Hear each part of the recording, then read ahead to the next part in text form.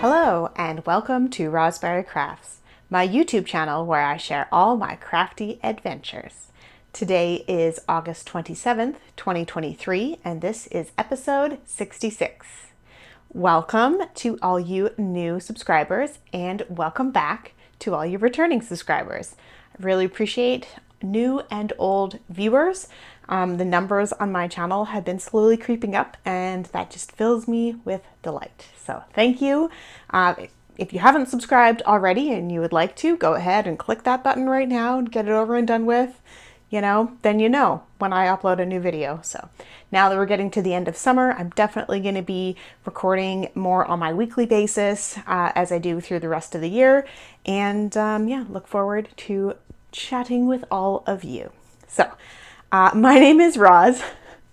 I'm still out of practice, but we're getting there. My name is Roz, and I live in Lake Country, British Columbia, Canada, with my husband and my two kids who are 13 and 11.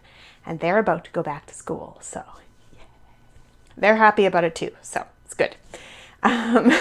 Today for you, I have works in progress, events, and a little bit of chatter. So not as long as the last episode, but let's get into it. Works in progress.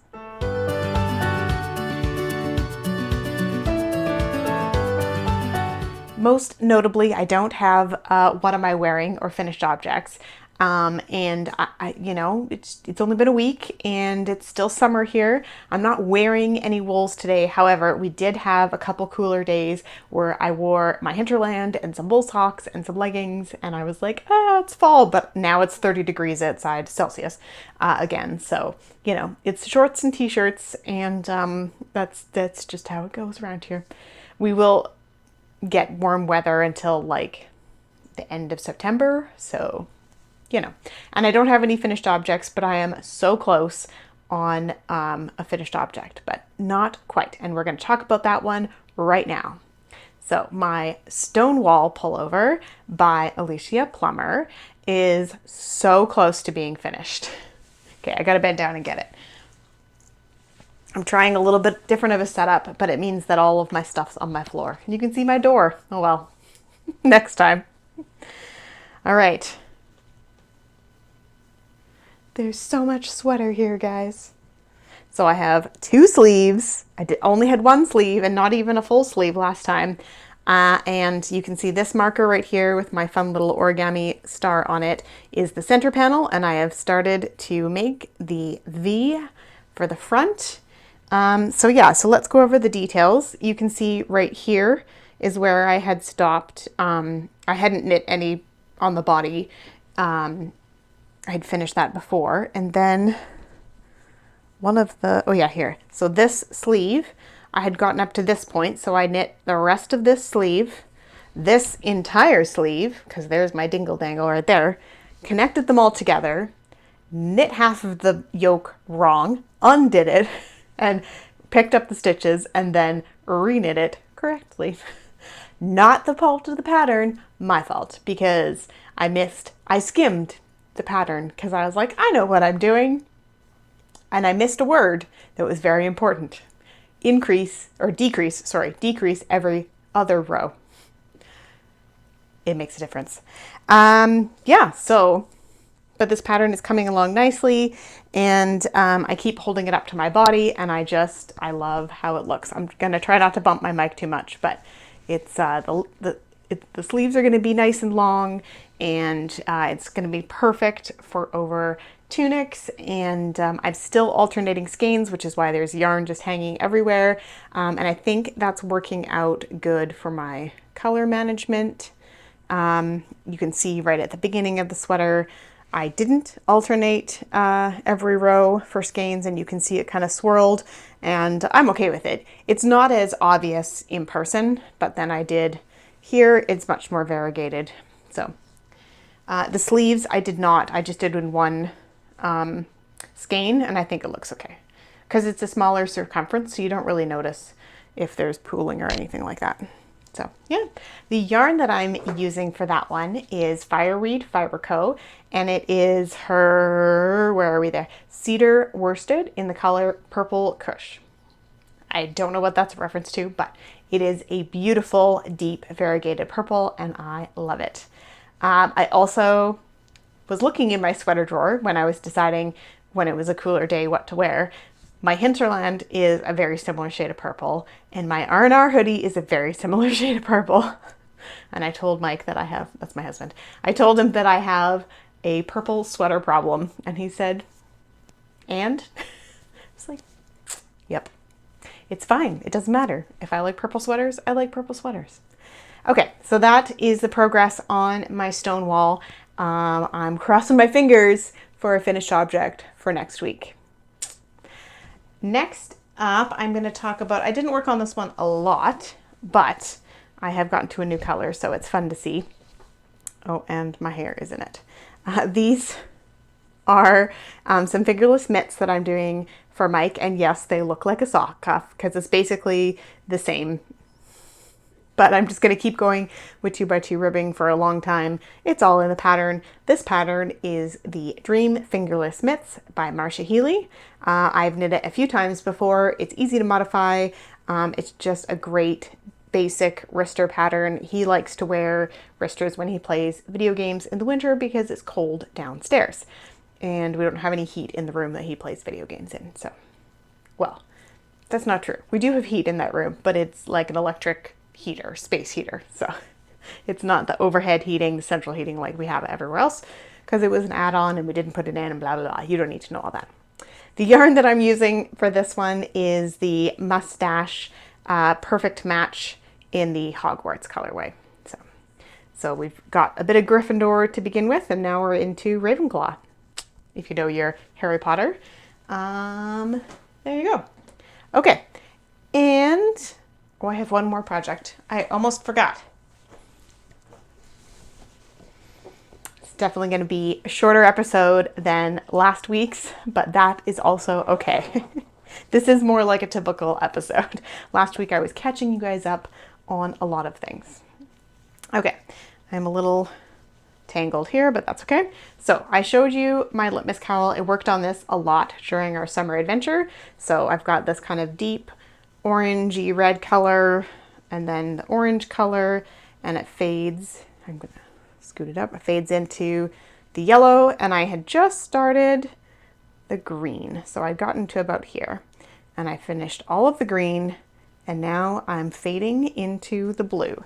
So I'm just about there. So I've just got a little bit left of this kind of aqua color, and then we're into this full teal, and then this dark, dark, dark blue. So yeah, this has been perfect. So there's my little marker. So this has been my like TV at night knitting, because it's just round and round and round and round. I've dropped stitches different places and picked them up, and I think I missed some loops. I don't think anybody will notice. Looks great. So I'm very happy with it so far. Yeah, it's gonna make a big cowl if I do both of these skeins. I'm considering stopping actually after I get partway through the light blue. I'm gonna measure it against one of my other cowls, and because I do like a long looped cowl, so it's gonna go around twice. So I definitely need more length than this, but I don't know how much more. So we'll see. We'll see where we get to with that. Maybe I'll make it a triple. Who knows? I should talk about the pattern. The pattern is the Litmus Cowl by Jude of Stranded Dye Works. And I saw on a recent podcast that he is going to update all of the patterns with his current name. So if you see places like on Ravelry, it still has the old name. Don't worry, he knows, and he's going to change them. So in case anybody was wondering as well why that was a different name. And then the yarn that I'm using is Knit Pick Stroll in their gradient, and the orange through yellow is Lion Fire. I don't know why I can't say that. And the blue and green is Deep Dive. So yeah, so that's those two. And that is it for works in progress this week, and we will move on to events.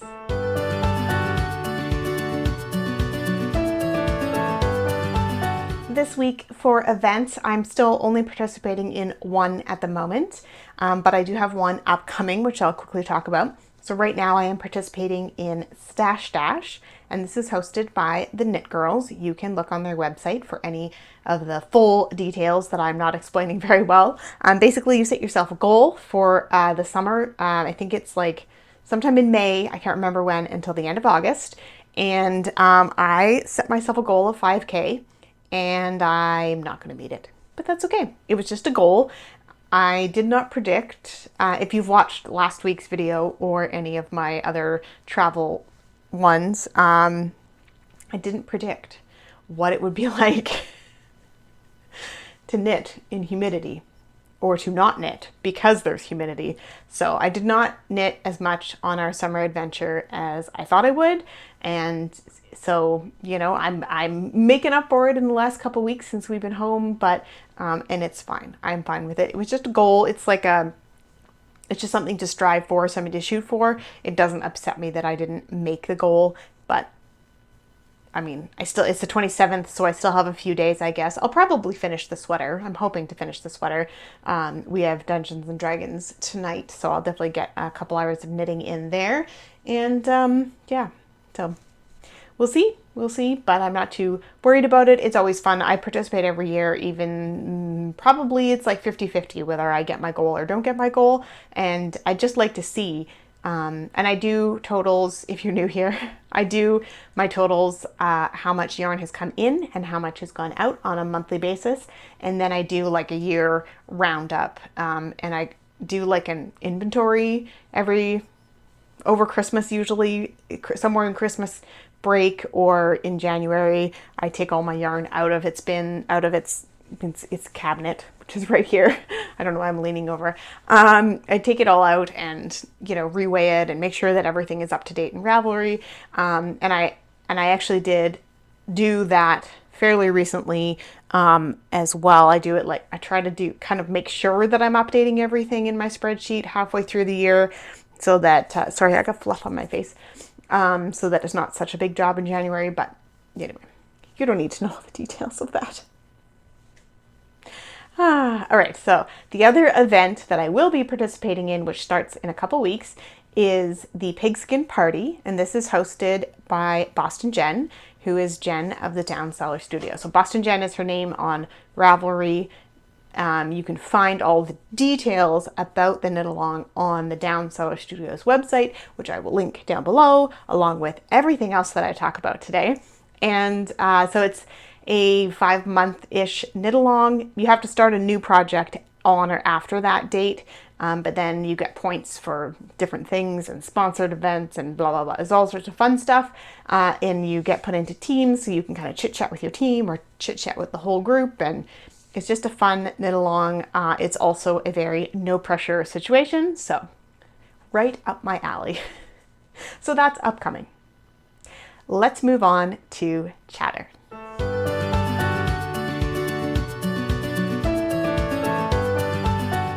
First up for chatter, we have books. I have 2 books to talk to you about this week. The first one is one that I listened to as an audiobook on my Libby app, which is from my library. It's called Tomorrow and Tomorrow and Tomorrow, and it's by Gabrielle Zevin. It was a very good book. I gave it 4 stars. I quite enjoyed it. It was, it's definitely like a drama and like coming of age kind of story.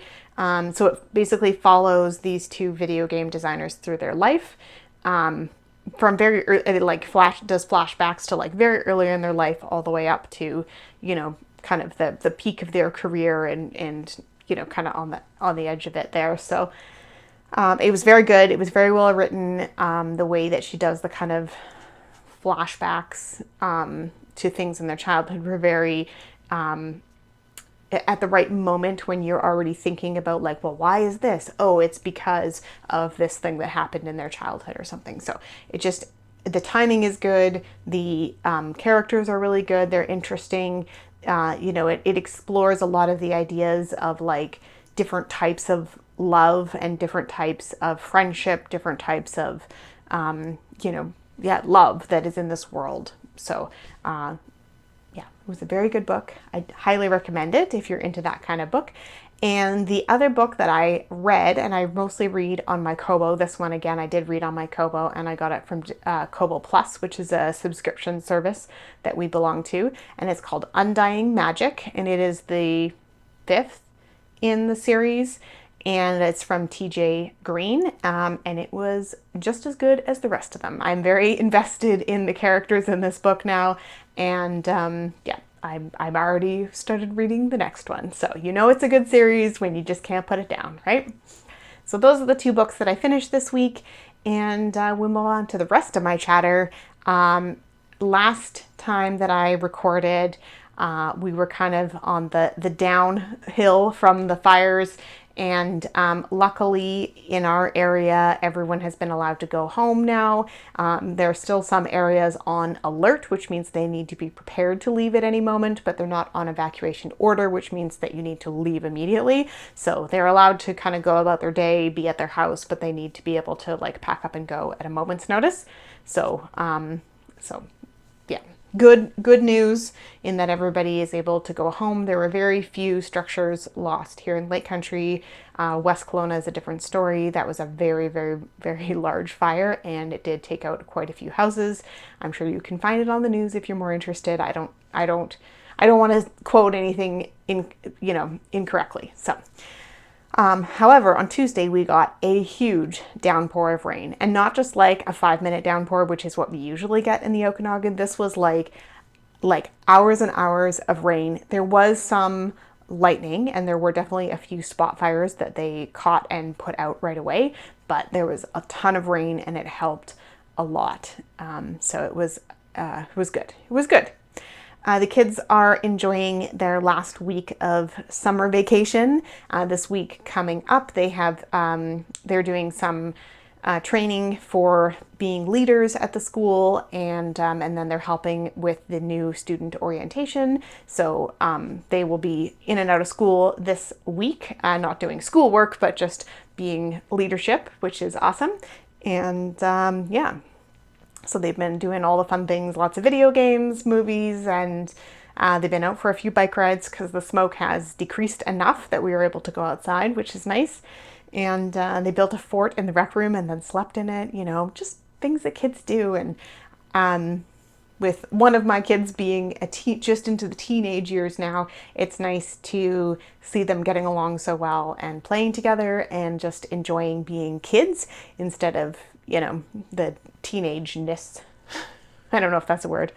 Yeah, and Mike and I have been, we went out for a date yesterday, which was really nice. We haven't really done that. We just went out the once during our summer trip, and we haven't really been out, just the 2 of us, since we've been home. So it's been really nice. It was really nice we just went to the local brewery, and then we watched a movie in the theater room. The kids were home too. They just watched a movie in a different room. So, call it as much of a date as you want to, but I'm calling it a date night. So it was very nice to get back into that habit. And yeah, so things are kind of getting back into our regular schedule, and school will be starting soon. So we're just, planning for all of that. And the last thing that I wanted to talk to you about is just in case anybody is expecting a video next weekend, probably there won't be. I'm going to try and record maybe a quick episode on Friday and see if I can get it up on the Friday, but we're going away camping for the whole long weekend, and we won't be back until Monday.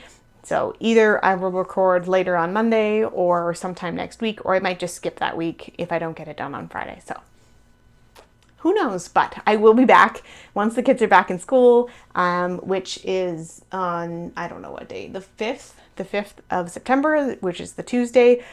Then it's back to regular scheduled programming. So I'm looking forward to it. It's one of my favorite times of year, as I get to write up the fresh calendar with all of my, everyone has their own color, and, it's a fresh year, and I'm planning on getting myself a fresh notebook to do my bullet journaling in. And, September is it's almost like New Year's, right? It's that beginning of scheduled time and routine, which I thrive on. So that is it for today before I start rambling on, unless you guys want to know more about how I bullet journal, because I do like a very bare minimum.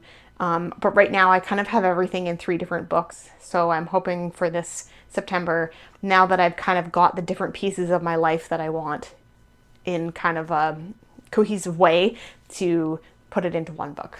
But we'll see.